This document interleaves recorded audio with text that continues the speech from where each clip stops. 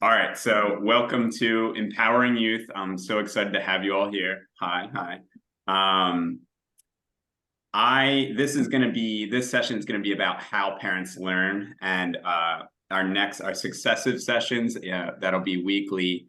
We'll kind of base it off of what you all need, and go from there. This is gonna be interactive, so I hope that you guys are brought your thinking caps. It's going to be a little bit self-reflective, so you kind of are going to be reflecting on your own journey and where you are a little bit, and feel free to share or not. And I just kind of want to take a collective breath together.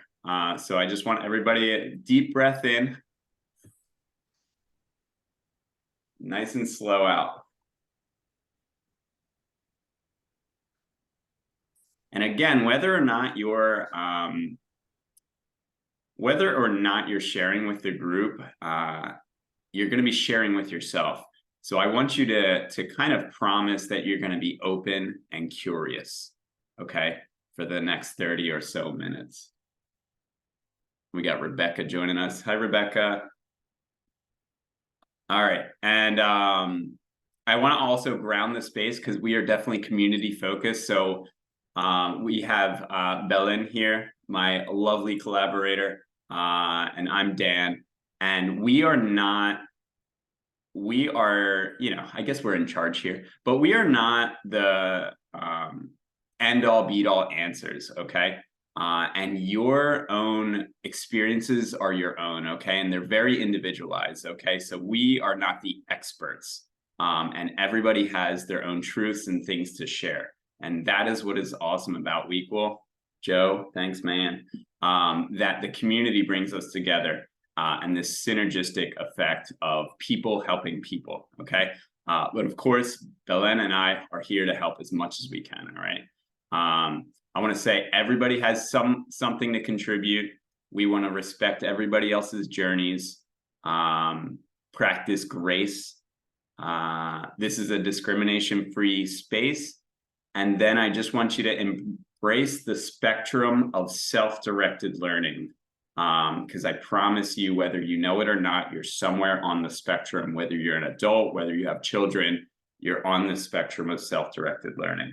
And we can talk more about that. What are the purposes of these talks that we're having? Belen and I are looking to support parents in seeing, valuing, and adopting self-directed learning, as well as connected parenting. And that can be accomplished through intentionality, constant questioning, practice, and reflection. Sounds like a lot of work, doesn't it? It's gonna be a little bit of work, so I guess I want to start, again, I'm Dan. If anything, I might be the head of this Empowering Youth group. We also have Belen here. And we have both been on our own kind of journeys towards self-directed education and helping people to get there. And I think, I guess I want to hear from each of you, if you feel like sharing kind of where you are in your journey, and why you're here and what you're looking to get out of this talk. Joe, you want to start? Go ahead. Well, I thought I would share by saying to Elizabeth and Jeff, why Dan and Belen, another reason why Dan and Belen are doing this is because Sumi and I were meeting parents from around the world, and they really like shined in terms of the kinds of people that we would want to be in a room, that would be the go-to place that I would tell parents to join if they want to meet other parents and learn more about the culture we're trying to build on Wequal app in this learning community. So like today, there were a bunch of folks joining the app, and I knew where to send them. They said they're a parent. I'm like, great, we got a meetup, come join. So I was just messaging them when we first came on that, hey, we started, and I'm like making sure they can find the link. So anyway, that's the backstory. So I'm glad you guys are here, and everybody here is like friends of mine. So that's all I'm going to say for now. All right. Thanks, Joe. Would anybody else like to share a little bit about like why they're here, what they're looking to do, who they are? Yeah, I can go first. My name's Jeff Frankel. I'm happy to be here. My daughter, we homeschool my daughter. She's 7. Her name's Emma. Very rambunctious, child who I've been on. Well, I guess I don't know how much detail to go into, but I've been kind of homeschooling her for about 3 years now, and I started with kind of a more like structured idea of what school should be a few years ago when I started. Like there had to be a curriculum, there had to be certain times in a day where she'd be like learning this and this and that. And as I've progressed, I get slightly more that there should be time for her to just explore and just do whatever she likes to do and find her own interests. And I'm really excited to kind of empower her. I like that. And the name of the room was great for me because I think that's the most important thing with all kids is just empower them, unlock the ability of their mind. And so like for me, that's really important. In fact, there's nothing more important for a child than to harness the power of their mind. So really excited to just be part of this group and throw ideas and just learn and contribute hopefully. So thanks a lot for organizing this. I hope that helps. I don't know if that's exactly what you're looking for, but that's what I got for now. Awesome. It sounds like you're in the right place, Jeff. Hope so. Yeah, it looks like it. I'm excited. Really excited to be part of it. Cool. Anybody else? Rebecca? Sure, I'll go real quick. I'm Rebecca. I know Joe and Dan. They're friends of mine where our kids are actually in Learning Pod together right now. My journey is basically I've been a public school teacher for, gosh, like 14 years or so, and recently resigned to homeschool my 2 daughters because it just was not working for them on a variety of levels. And it wasn't working for me either. So I'm sort of rethinking everything and what's a better way perhaps for a lot of kids to learn, and just sort of at the beginning of the journey, but really excited and passionate about lots of just getting them excited about learning again and interacting with other kids too on that are motivated and creative and like Joe and Dan's kids. So Awesome. Thank you for sharing, Rebecca. And I think another thing to think about when I talked about the self-directed spectrum, it starts with school and usually it works towards even what Jeff was saying, like a curriculum at home. And then it starts to loosen up to individualize for the child. And I want to say like 99 times out of 100, you're going to see yourself slowly working your way down. But don't ever feel too pressed to be somewhere or too farther along, because where you are is perfectly okay right now, right? It's just always great to open your mind and see what possibilities are. All right. Elizabeth, would you like to share? Sure. Can you all hear me?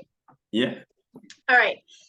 Yeah, well, I'm actually, I have homeschooled my kids, but I'm kind of at the other end of the journey where I have 2 in college and my youngest is 16 and pretty independent. And so I am trying to figure out what I'm going to do next. And Joe called me in May and was like, we're doing this thing. And he and I had kind of been in touch, I was aware of some of the things that were going on. And so I had to like think about it all summer long before I decided to jump into this. As far as our journey, like I have always homeschooled my kids. We kind of we're a lot more freer with what we did when they were littler. We went to a little bit more curriculum, whatnot around middle school, late elementary, decided we all really disliked that and ended up, way into the more like radical unschooling type spectrum. So what I am working on is starting a micro school hybrid for Iowa, where I am kind of focusing first on local, but pretty much anywhere all over the state. So right now I'm kind of in the process of just finding people who are interested in that and talking to people about it. And that'll probably take a while. I'm hoping that by January I'd have a group or 2, a learning pod or 2 to start having meetings with. Awesome. Thanks for sharing, Elizabeth. I think you bring a unique perspective here.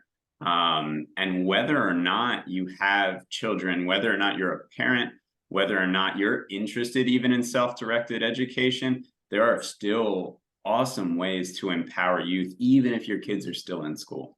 So this is empowering youth is accessible to everybody, and it is important for everybody. Joe, you got a thought here? I wanted to say something else about Elizabeth and what she's doing and kind of the relationship between this. She's kind of doing like empowering youth using a week-will school model for the state of Iowa.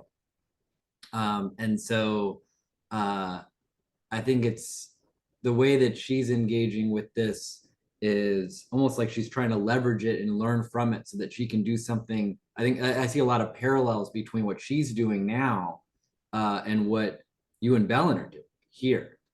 And so that connection, I think, is one that I just realized right now. So yeah, it's pretty cool. That's awesome. Maybe we'll be able to learn from each other. That's really good. I'm sure. I actually, before you came out with your thing, so what I'm calling mine is the Iowa Empowered Collective. I think that's what I ended up with. I keep forgetting what I named everything. Great minds think alike. I love it. Yep, for sure. So, I mean, there's no reason, I suppose, why I couldn't do it countrywide, but I just kind of wanted to focus on local and have the option for people to do local meetups as well. We Iowans are weird, so I think specializing on that market, that makes sense. Very I'm niche. not an Iowan. I'm a transplant, so I just married one, sort of. And then Belen, would you like to say something? Just that I love the diversity of the group and the fact that we all care about education. We all care about our children. This is not a one size fits all, but it can fit all in the sense that there is no one that you have to pick out of the rack, but you can model it to fit your child better. And I agree that, I mean, we're all here to improve their journey as well as ours. Yeah, for sure. I want to like double click Belen's comment there, is that like Jeff started with structure and is slowly moving away from structure and feeling where he is. Rebecca being a public school teacher, there's so much to unpack there in terms of public school versus at home with possibilities and curiosity. And then Elizabeth, one thing that you mentioned was a little bit of like tightening up in the older years of like, hey, we gotta get to this place, and then figuring out and seeing if that still works for everybody, if everybody's on board. I love all these thoughts. I want to start off with something that I think will really kind of bring us home here. The question is, when you need or want to learn something new as an adult, how do you go about it? And I want you to think on that for a bit. Feel free to take notes. Feel free to just think. When you need or want to learn something new, how do you go about it?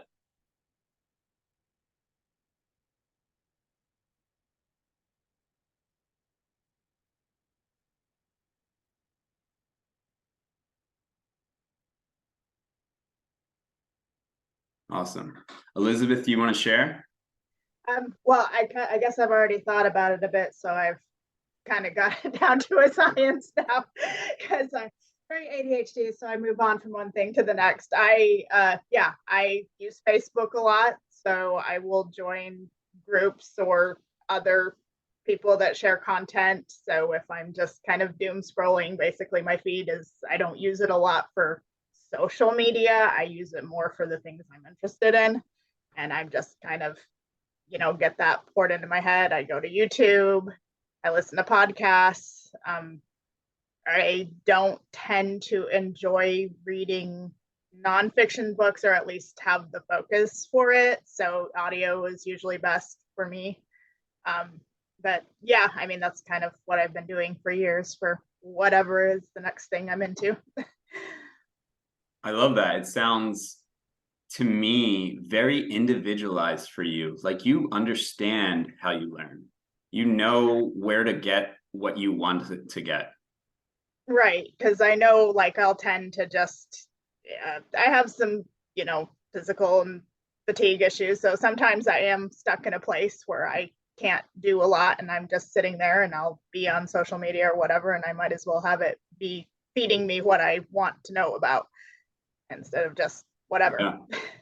And what I'm hearing there also is intentionality, which I love. Mm-hmm. That's awesome. Cool. Yeah. Anybody else want to share, Rebecca?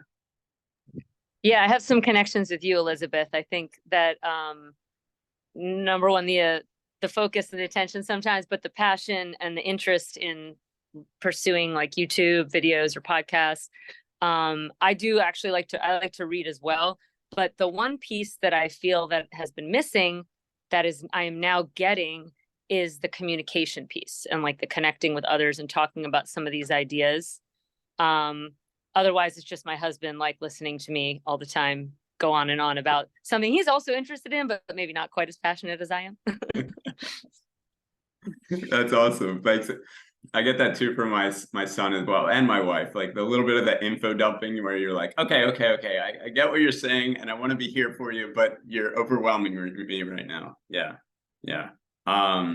Very interesting. Jeff, I think you had your hand up.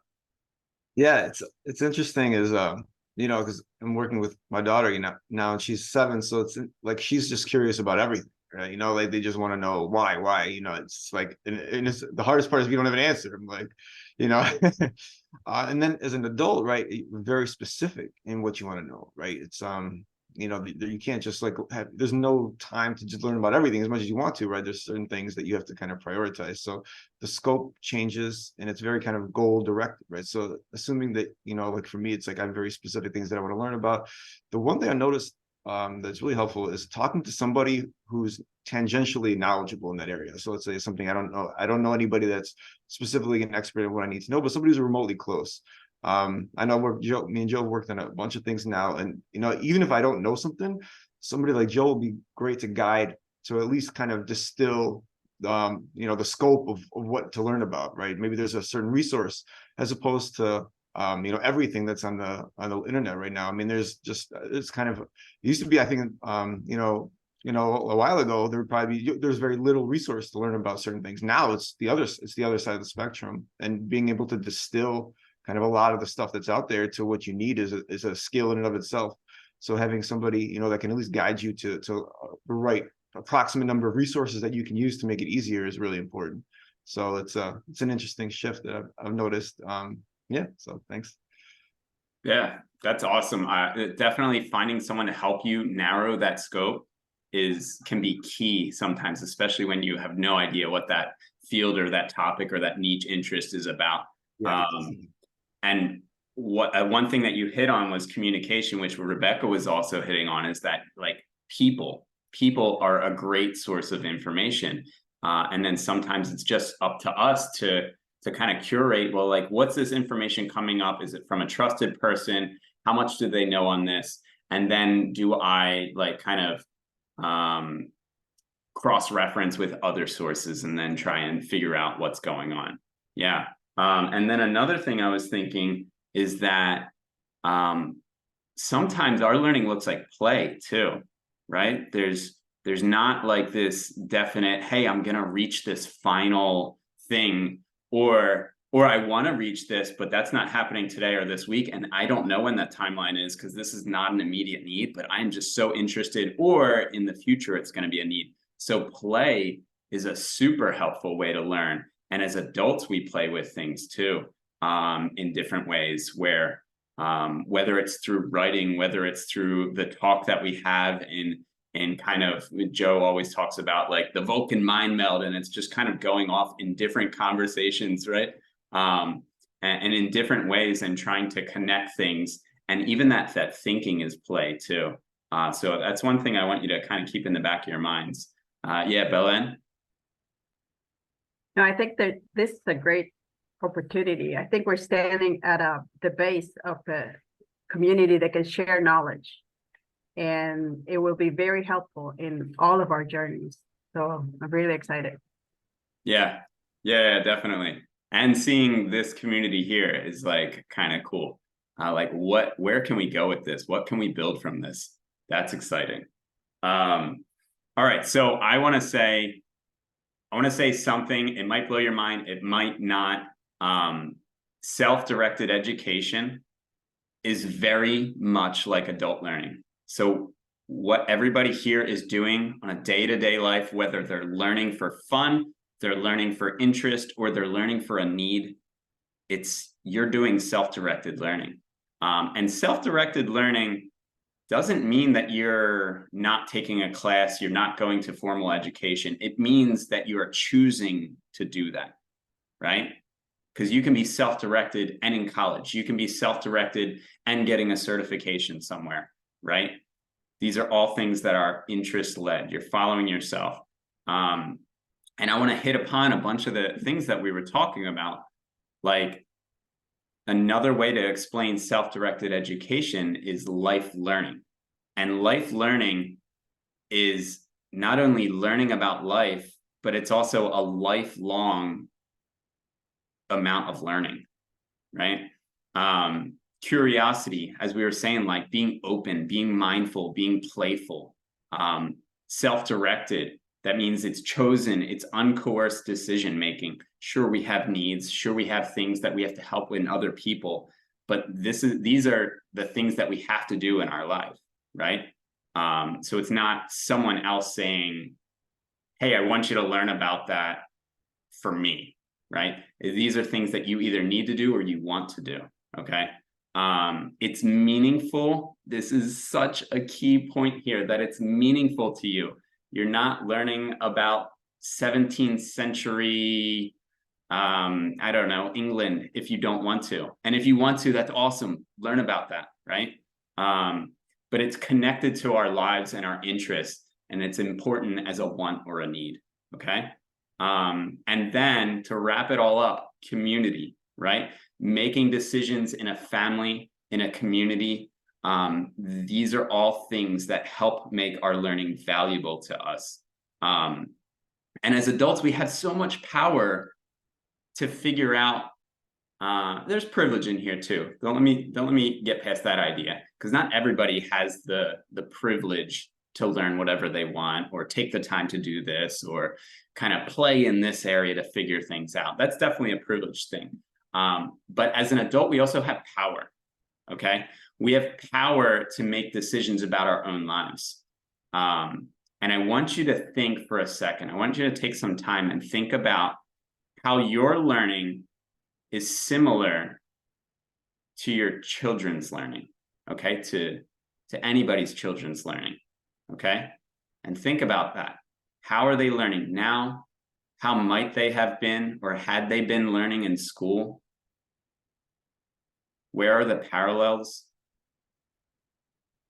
And then in your mind, I want you to be intentional. Where are you valuing their learning? And where might you not be valuing their learning, where maybe you should be? Give that some thought.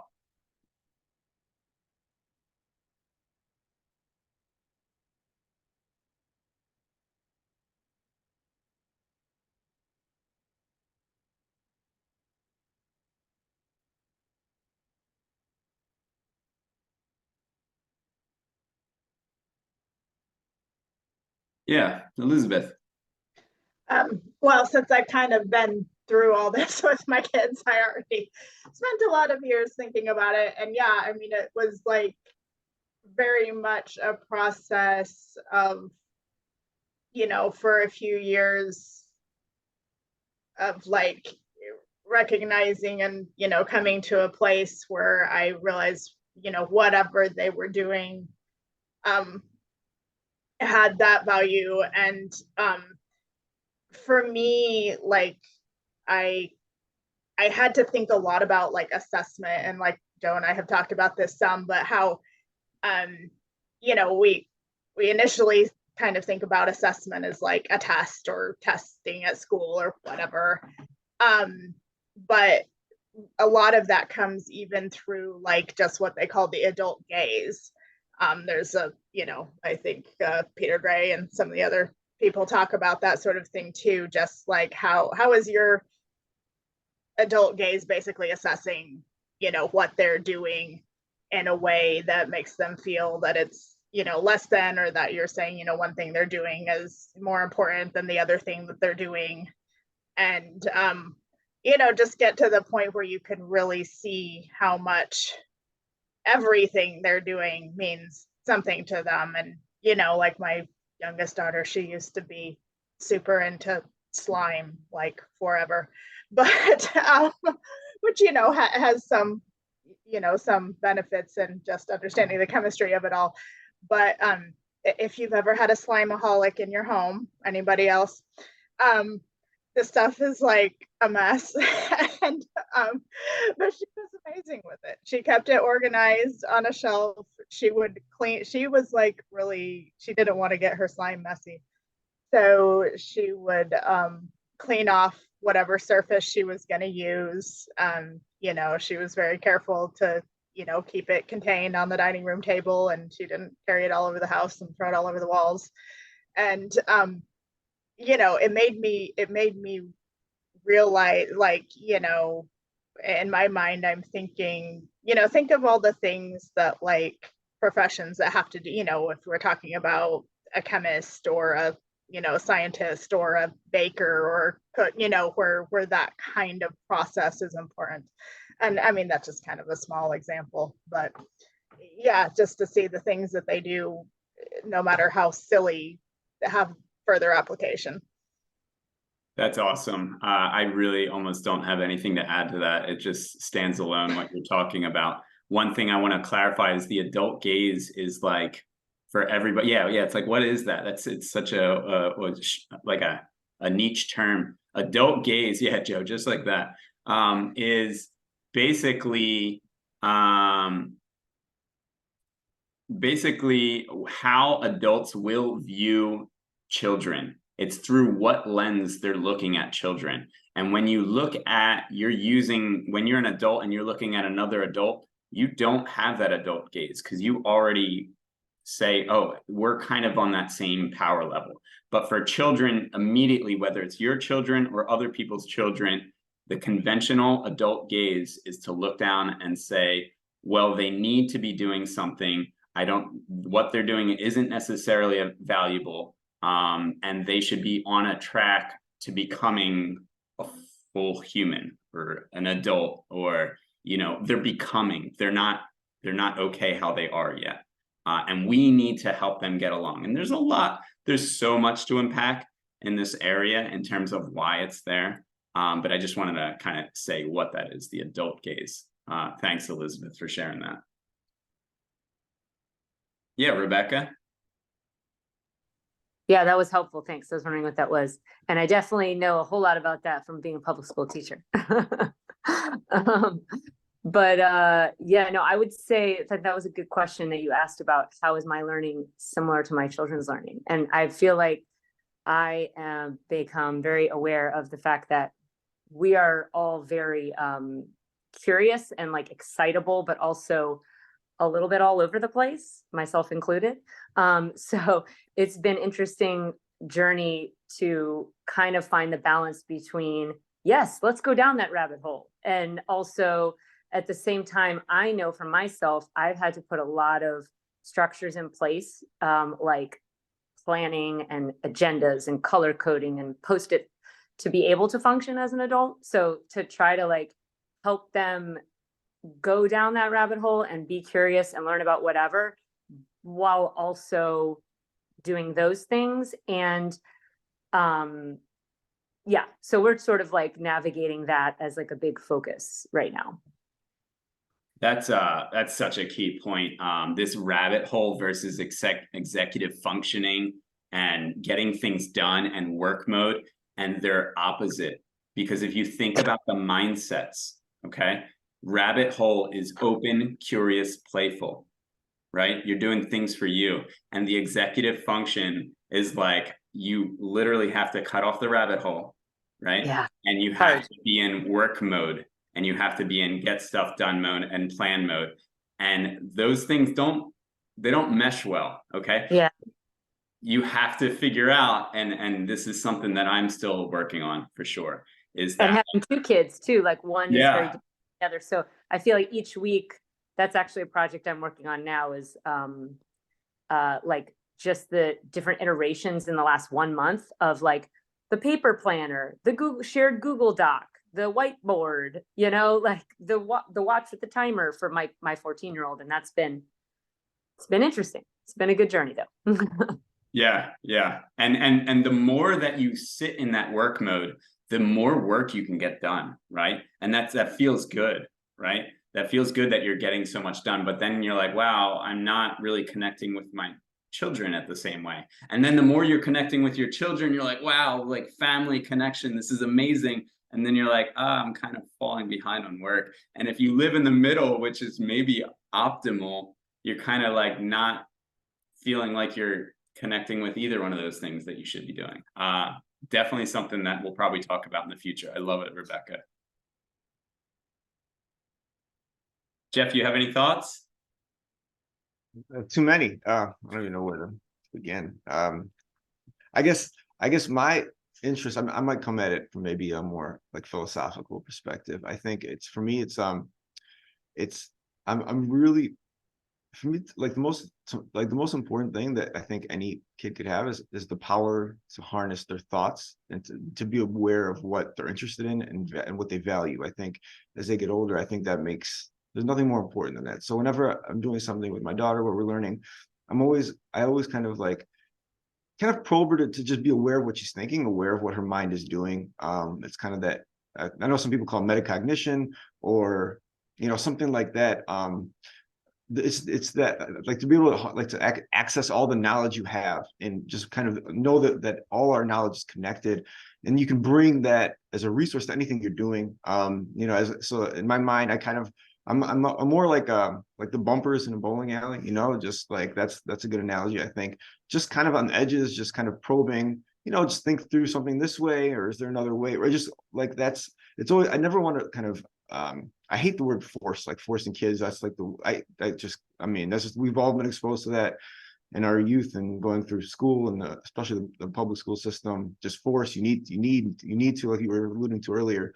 So I'm very cognizant of that. There is a sense though where a little bit of kind of helping the child structure their thoughts and just being able to kind of harness the power of their mind is that there probably needs to be some structure, but how much is always that tension there. So it's never obvious to me if I'm, too much, too little, right? So that's one thing I'm really, kind of trying to learn about as I get older, and as my daughter gets older, and just, watching other children and how they're doing. So it's something that's very important and interesting. I love it. I'm here for all the philosophy for sure, because it so readily applies to what we're talking about. Metacognition is the basically thinking about thinking. And it works awesomely with our children, especially if we're doing that out loud, because children don't have that inner thought. They don't have that inner monologue. So if we're thinking out loud, and I know Joe does this, thinking out loud, you're basically scaffolding what thinking is like for your children in real time. And it's like, there's so many things that are helping out here. So I love that you said metacognition. Coercion. You're talking about force. I like to say coercion, and wow, like coercion is, there's no like black and white, this is the right amount of coercion, right? And it's so nuanced in terms of what is the right level. What is the right level of nudging to try something new? When should I pull back because I'm pushing too hard? What's going on? What are the signs that I'm reading from my children right now? That's a constant thought in my mind, for sure. And then one more thing that I want to say before we wrap up here is that right level that you're looking for in science. It's called the Zone of Proximal Development. And that means that we are helping, and Jeff, I think you were basically saying this, you're helping your child reach something. You're being the bumpers there, as you said, and you are doing that, and you're helping them get to that nice zone. If you can think of like this inner circle where you're not helping, and maybe there's boredom, maybe There's not enough stimulation, but you're kind of in that next ring here, right? Where you're helping them achieve something that they couldn't achieve on their own, right? But you're not pushing too hard, because if you were pushing too hard, if we're doing too much force, then you're in this outer ring here where it's the frustration zone, right? Where you're pushing way too hard, you're being too intensive about what you're trying to accomplish. Another really good thing to think about, like where you're finding that good level. So before I wrap up here, I just want to say that I want you to keep thinking about what we expect from our children. How do we keep them curious, right? And I want to invite you again to the call next week. And I want anything that's swirling in your mind right now, I want you to engage with in the discussion board, in the chat board, because let's keep this conversation alive. And I think at this point, our next call will be this time, but I want to hear from all of you and see if there's a time that works better. And we'll kind of constantly keep that in mind. Okay. Thank you all for being here. This was really fun for me, and I hope it was fun for you. Yeah, thanks. Bye, everybody. Thanks. Bye. Bye. Thank you. Guys.